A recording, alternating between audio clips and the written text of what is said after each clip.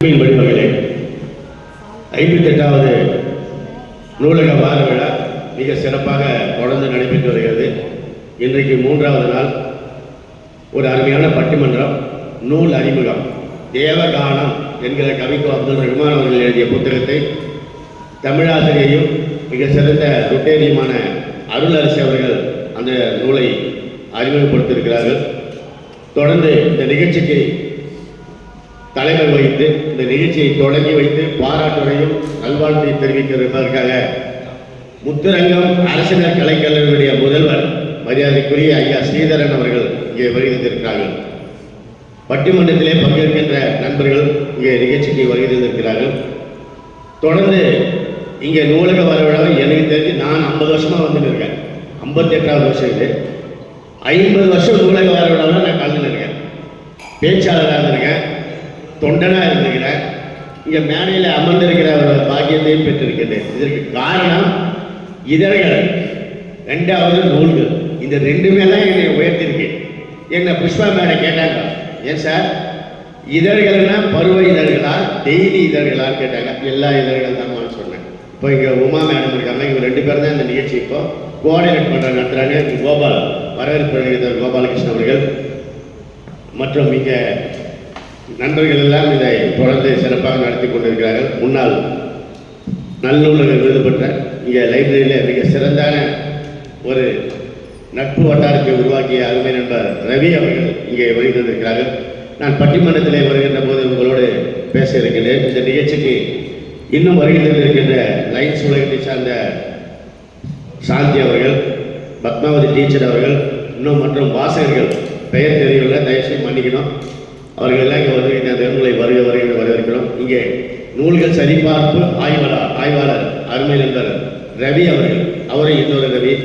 இங்கே இதே மாதிரி நம்ம மாதிரி வாசகராக இருந்தவர், நூலகத்தில் படிப்படியாக உழைப்பால் உயர்ந்தவர். அதனால் அவர் இங்கே வந்திருக்கிறாரு. அவரையும் நாங்கள் அன்போடு வரவேற்கின்றோம். இந்த நிகழ்ச்சிக்கு நன்றி சொல்ல இருக்கின்ற அருள்ஜோதி இங்கே இருக்க, அவரையும் நாங்கள் அன்போடு வருகின்ற வரவேற்கிறோம். இந்த நூலக வார விழா நமக்காக நடத்துகிற விழாங்க. இதை நம்மளால நிறைய பேர் புரிஞ்சுக்கிறது இல்லை. கம்பல்ஷன் பண்ணி உட்கார வைக்கிறதுனா நினைப்பு இல்லாமங்க. ஐயா ஆடிட்டர் திரு நிர்மல்குமார் அவர்கள் வருகின்றனர். முன்றோர் வருமாறு அன்போடு கேட்டுக்கொள்கிறோம்.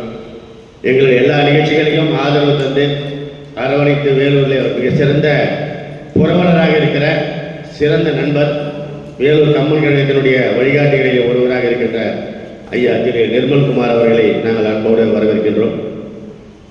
இந்த நிகழ்ச்சிக்கு வருகை தந்திருக்கின்ற 30 ஆண்டுகளுக்கு மேலாக டிவி ஜெயா டிவியில் தொலைக்காட்சியிலே மிக சிறந்த நிருபராக இருந்து சிறந்த செய்தியாளராக விளங்குகின்ற அருமை நண்பர் சிவமூர்த்தி இங்கே வருகிறார்.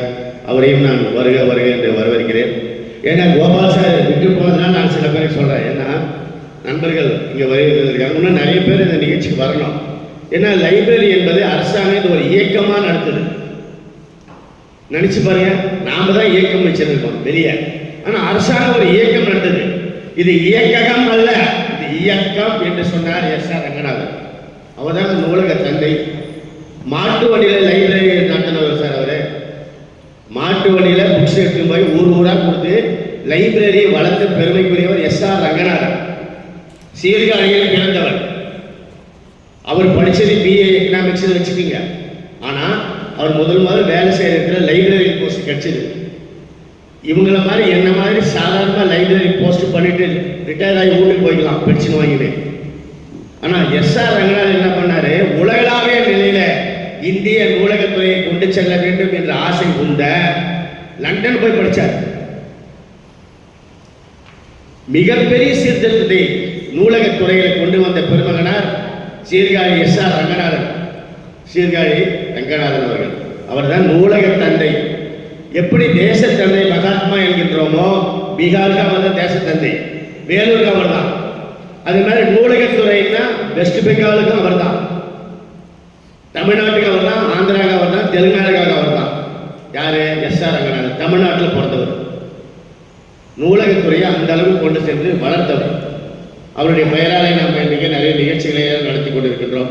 ஆகவே இந்த பட்டிமன்ற நிகழ்ச்சிக்கு வருகை வந்திருக்கின்ற பேச்சாளர்களையும் நான் அன்போடு வரவேற்கின்றேன்.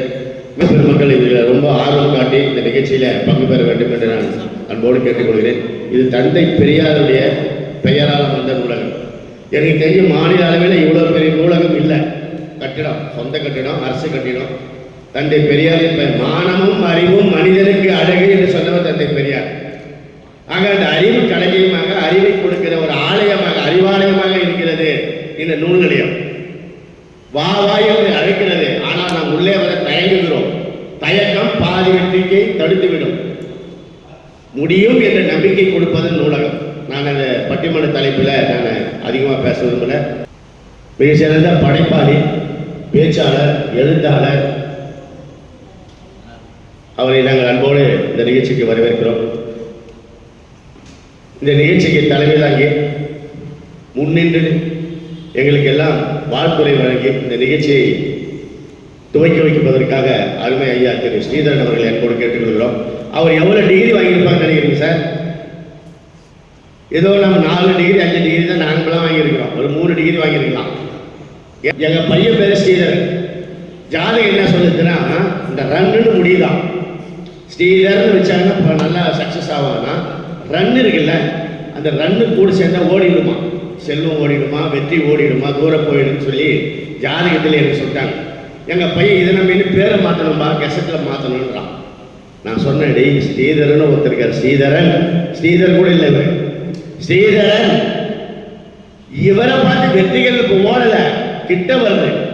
ரன்னுனா ஓடலை, வெற்றிகளோடு ஓடிக்கொண்டிருக்கின்ற ஸ்ரீதரன் ஐயா அவர்களை இந்த நிகழ்ச்சியை துவக்கி வைத்து வாழ்த்துறை வழங்குவார் அன்போடு கேட்டுக்கொள்கிறேன்.